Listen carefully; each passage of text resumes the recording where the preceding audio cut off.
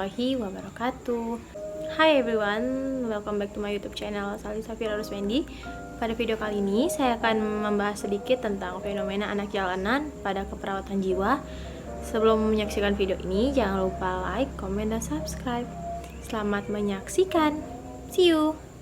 Anak jalanan adalah anak yang sebagian besar menghabiskan waktunya untuk melakukan kegiatan hidup sehari-hari di jalanan, seperti mencari nafkah ataupun berkeliaran di jalanan atau tempat-tempat umum lainnya. Anak jalanan atau sering disingkat anjal adalah sebuah istilah umum yang mengacu pada anak-anak yang mempunyai kegiatan ekonomi di jalanan, namun masih memiliki hubungan dengan keluarganya. Menurut Departemen Sosial Republik Indonesia, anak jalanan adalah anak-anak di bawah usia 18 tahun yang karena berbagai faktor seperti ekonomi, konflik, keluarga, hingga faktor budaya yang membuat mereka turun ke jalanan. Anak-anak jalanan sering melakukan tingkah laku yang meresahkan masyarakat.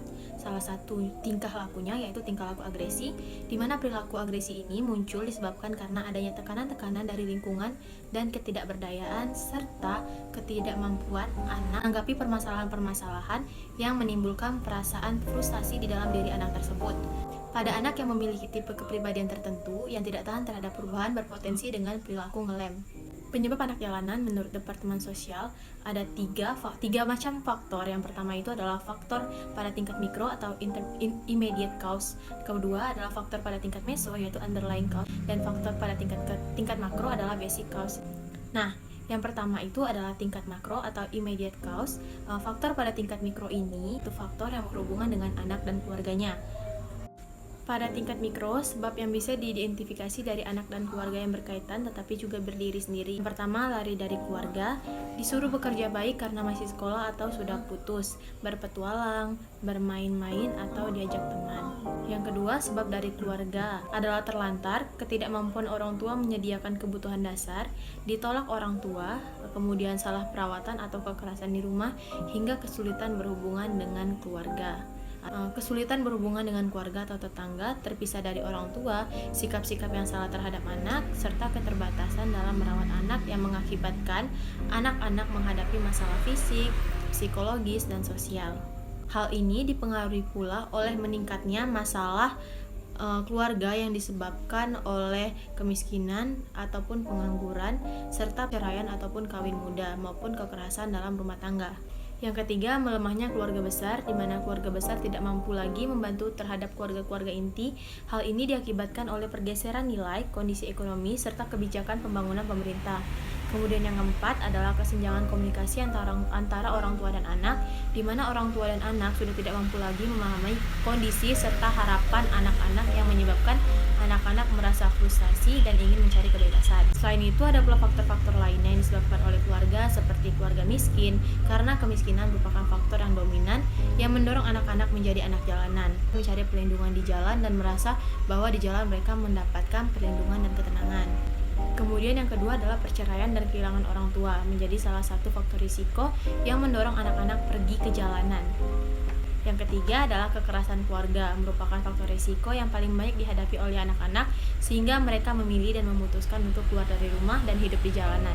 Yang keempat, keterbatasan ruang dalam rumah, di mana bisa menimbulkan risiko anak-anak turun ke jalanan. Biasanya ini dialami oleh anak-anak yang berada di lingkungan terlalu dikekang oleh orang tuanya sehingga mereka ingin mencari kebebasan dan merasa bebas jika mereka hidup di jalanan. Menurut UNICEF, terdapat 3 pembagian anak jalanan. Yang pertama itu adalah street living children, di mana anak-anak yang pergi dari rumah dan meninggalkan rumah serta orang tuanya. Anak tersebut hidup sendirian dan memutuskan untuk tidak tinggal bersama orang tuanya dan tidak berhubungan lagi dengan anggota keluarganya. Biasanya anak-anak ini sering disebut dengan gelandangan ataupun gembel. Mereka biasanya tidak mempunyai tempat tinggal maupun pakaian tetap. Kemudian yang kedua adalah street working children, di mana disebut juga sebagai pekerja anak di jalanan. Mereka menghabiskan sebagian besar waktu mereka di jalanan untuk bekerja, baik di jalanan ataupun di tempat-tempat umum untuk membantu keluarganya, sehingga anak-anak ini masih memiliki rumah dan tinggal bersama orang tuanya. Dan yang ketiga adalah children from street family, di mana anak-anak yang hidup di jalanan beserta dengan keluarga mereka.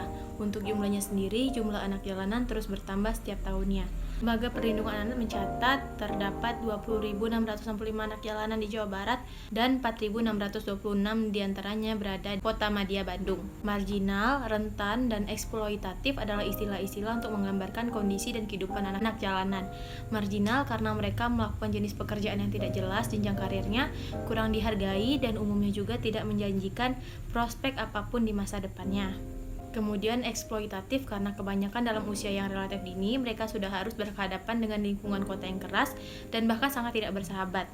Di berbagai sudut kota sering terjadi anak-anak jalanan harus bertahan hidup dengan cara-cara yang secara sosial kurang atau bahkan tidak dapat diterima oleh masyarakat umum, dan rentan karena resiko yang harus ditanggung akibat jam kerja yang sangat panjang dari segi kesehatan maupun sosial. Menurut Departemen Sosial RI, aktivitas yang dilakukan anak-anak jalanan diantaranya adalah bekerja, baik itu mengamen, mengemis, memulung, menjual koran, mengasong, menyemir sepatu, menjadi calo, serta menggelandang. Salah satu upaya untuk mengatasi dampak tersebut terhadap kesejahteraan sosial anak, pemerintah mengembangkan program pemberdayaan anak jalanan bekerja sama dengan Lembaga Swadaya Masyarakat atau LSM melalui pendekatan Rumah Perlindungan Sosial Anak. Hal ini didasari karena anak sebagai generasi penerus adalah pewaris cita-cita perjuangan bangsa yang dimana merupakan sumber daya manusia yang sangat penting dalam mencapai keberhasilan pembangunan untuk menjadi sumber daya manusia yang berkualitas. Anak juga berhak atas peluang dan dukungan untuk mewujudkan dan mengembangkan diri dan kemampuannya. Di sisi lain, kesulitan anak jalanan untuk mewujudkannya, mengembangkan diri dan kemampuannya, menyebabkan banyak sekali kebimbangan, kebingungan, dan kecemasan, serta konflik baik konflik eksternal yang terbuka maupun internal dalam batin sendiri yang tersembunyi dan tertutup sifatnya. Sebagai dampaknya, anak lalu mengembangkan pola-pola tingkah laku menyimpang dari norma-norma umum dengan cara berbuat semaunya sendiri demi keuntungan sendiri. Maka dapat kita simpulkan bahwa hendaknya adanya kerjasama antara pemerintah setempat untuk membuat rumah singgah bagi anak-anak jalanan agar pendidikan mereka lebih baik lagi dan kenyamanan hidup lebih baik. Kemudian dukungan dari teman, keluarga, serta masyarakat juga diperlukan agar mereka bisa termotivasi untuk menjalani kehidupan yang layak dan baik, serta mereka menemukan jati dirinya sesungguhnya dalam sisi positif. Nah, untuk asuhan keperawatan jiwa sendiri biasanya diagnosa yang muncul pada anak jalanan yang pertama itu adalah defisit perawatan diri, harga diri rendah, resiko perilaku kekerasan, dan akan berdampak pada resiko bunuh diri atau mencederai diri sendiri. Nah, oke, that's our review about anak jalanan. Semoga video yang saya sampaikan dapat bermanfaat bagi teman-teman sekalian. Jangan lupa saksikan video-video selanjutnya. Jangan lupa like, comment, dan subscribe. Bye-bye. Thank you. Wassalamualaikum warahmatullahi wabarakatuh.